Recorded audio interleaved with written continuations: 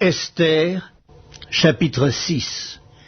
Cette nuit-là, le roi ne put pas dormir, et il se fit apporter le livre des Annales, les chroniques. On les lut devant le roi. Et l'on trouva écrit ce que Mardochée avait révélé au sujet de Bigthan et Teresh, les deux eunuques du roi, gardes du seuil, qui avaient voulu porter la main sur le roi Assuérus. Le roi dit, « Quelle marque de distinction et d'honneur Mardochée a-t-il reçu pour cela ?» « Il n'a rien reçu, répondirent ceux qui servaient le roi. Alors le roi dit, « Qui est dans la cour ?» Aman était venu dans la cour extérieure de la maison du roi pour demander au roi de faire pendre Mardochée au bois qu'il avait préparé pour lui. Les serviteurs du roi lui répondirent, « C'est Aman qui se tient dans la cour. » Et le roi dit, « Qu'il entre. » Aman entra et le roi lui dit, « Que faut-il faire pour un homme que le roi veut honorer ?» Aman se dit en lui-même, « Quel autre que moi le roi voudrait-il honorer ?»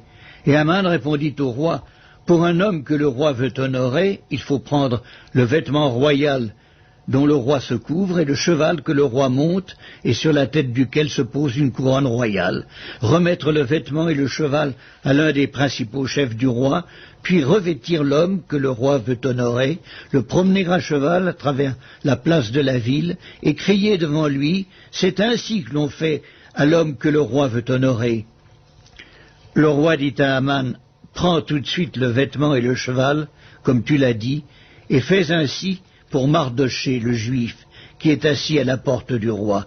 Ne néglige rien de tout ce que tu as mentionné. » Et Aman prit le vêtement et le cheval, et revêtit Mardochée. Il le promena à cheval à travers la place de la ville, et il cria devant lui, « C'est ainsi que l'on fait à l'homme que le roi veut honorer. » Mardochée retourna à la porte du roi, et Aman se rendit en hâte chez lui, désolé et la tête voilée. Aman raconta à Zeresh sa femme et à tous ses amis ce qui lui était arrivé.